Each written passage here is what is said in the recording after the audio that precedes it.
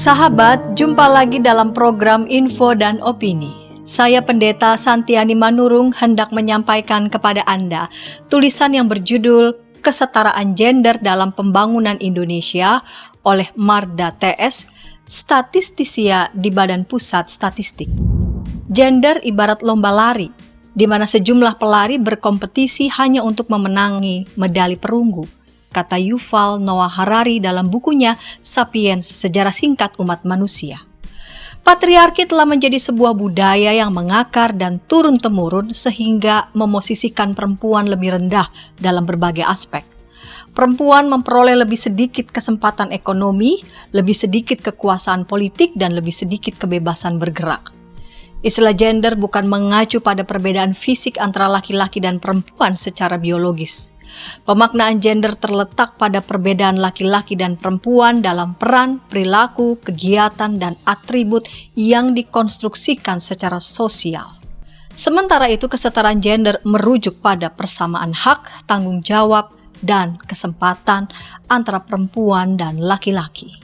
Usaha untuk menghapuskan ketimpangan antara laki-laki dan perempuan telah menjadi perhatian global.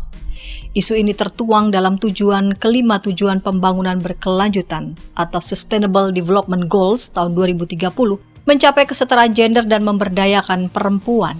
Selain secara khusus dicantumkan dalam tujuan kelima, isu gender juga tercakup pada hampir semua tujuan dalam Sustainable Development Goals. Lantas bagaimana dengan kesetaraan gender di Indonesia? Sensus penduduk 2020 mencatat jumlah penduduk perempuan di Indonesia sebanyak 133,54 juta orang atau 49,42%. Dengan kata lain, perempuan adalah separuh penduduk. Meskipun jumlah penduduk hampir setara, capaian pembangunan manusia di Indonesia masih menunjukkan kesenjangan yang nyata di antara laki-laki dan perempuan. Program Pembangunan Perserikatan Bangsa-Bangsa atau UNDP mengembangkan suatu indeks untuk mengukur capaian pembangunan manusia berbasis 3 dimensi dasar kualitas hidup. Dimensi tersebut mencakup umur panjang dan sehat, pengetahuan, dan kehidupan yang layak. Adapun komponen pembentukan Indeks Pembangunan Manusia (IPM) yang digunakan di Indonesia adalah umur harapan hidup atau UHH, saat lahir yang mewakili dimensi umur panjang dan sehat, harapan lama sekolah atau HLS, dan rata-rata lama sekolah atau RLS yang mewakili dimensi pengetahuan, serta pengeluaran per kapita yang disesuaikan mewakili dimensi kehidupan yang layak. Data Badan Pusat Statistik atau BPS menunjukkan sejak tahun 2010, IPM laki-laki telah mencapai kategori tinggi dengan capaian IPM di atas 70. Kondisi yang berbeda terlihat pada capaian IPM perempuan.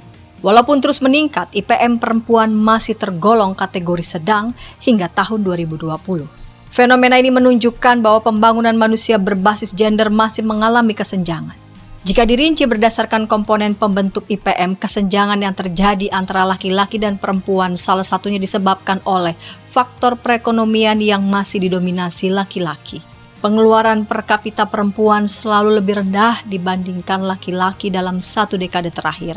Pada tahun 2020, pengeluaran real per kapita mencapai 15,4 juta per tahun untuk laki-laki, sedangkan untuk perempuan baru mencapai 58%-nya atau sekitar 9 juta rupiah per tahun. Ada banyak faktor yang menyebabkan perbedaan pengeluaran ini, salah satunya ialah masih adanya kesenjangan dalam penerimaan upah. Menurut catatan BPS, perempuan yang bekerja masih menerima upah yang lebih rendah daripada laki-laki walaupun dalam tingkat pendidikan yang setara.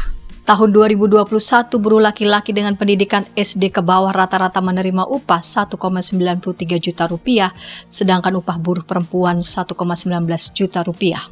Pada buruh berpendidikan universitas, upah buruh laki-laki 5,21 juta rupiah, sedangkan upah buruh perempuan 3,60 juta rupiah. Selisih upah terbesar antara buruh laki-laki dan perempuan menurut jenjang pendidikan terdapat pada buruh berpendidikan universitas, yaitu 1,61 juta rupiah. Selain upah yang tidak setara, kehadiran perempuan di pasar tenaga kerja juga masih dihadapkan pada dilema antara tuntutan budaya untuk bertanggung jawab di ranah domestik atau keluarga dan pengembangan potensi diri untuk berperan di sektor publik. Tingkat partisipasi angkatan kerja atau TPAK perempuan masih sangat rendah dibandingkan laki-laki. Pada Februari 2021, perempuan usia kerja yang aktif dalam angkatan kerja hanya 54% dibandingkan dengan laki-laki usia kerja yang mencapai 82%. Angka ini relatif stagnan selama 10 tahun terakhir. Budaya patriarki yang tumbuh di Indonesia masih mengidentikan sektor publik sebagai ranah laki-laki, sedangkan peran perempuan lebih banyak pada pekerjaan di sektor domestik atau rumah tangga. Dalam hal mendukung terwujudnya kesetaraan gender, kebijakan yang dikeluarkan pemerintah harus berwawasan gender dan mempertimbangkan posisi perempuan di kedua sektor tersebut. Ironisnya, representasi perempuan dalam pengambilan keputusan politik masih rendah. Jumlah perempuan yang mencapai separuh penduduk Indonesia hanya diwakili oleh 21,09% perempuan di parlemen. Meskipun beberapa tahun terakhir telah menunjukkan sinyal positif karena mengalami peningkatan, angka ini masih berada di bawah batas afirmasi keterwakilan 30%. Undang-Undang Nomor 2 Tahun 2011 mengharuskan partai politik menyertakan keterwakilan perempuan minimal 30% dalam pendirian ataupun dalam kepengurusan di tingkat pusat. Minimnya kehadiran perempuan dalam pengambilan keputusan politik berisiko menghasilkan kebijakan yang bias gender. Mendorong penyertaan perempuan dalam membuat kebijakan masih menjadi pekerjaan rumah besar pemerintah. Suara kepentingan dan kebutuhan perempuan membutuhkan aspirasi dari sesama perempuan untuk menjadi landasan dalam melahirkan kebijakan yang terkait dengan pembangunan dan pemberdayaan perempuan. Di sisi lain, penting untuk dipahami bahwa isu kesetaraan gender bukan hanya milik perempuan. Terwujudnya kesetaraan gender juga membutuhkan peranan laki-laki.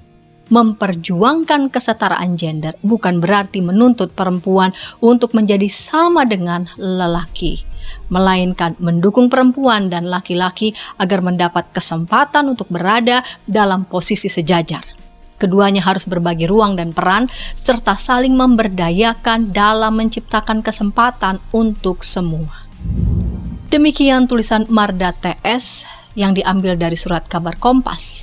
Terima kasih sudah meluangkan waktu Anda bersama kami. Jika berkenan, Anda bisa membagikan tayangan ini dan mengklik tulisan subscribe dan menekan simbol lonceng untuk mendapatkan tayangan terkini dari channel YKB GKI TV.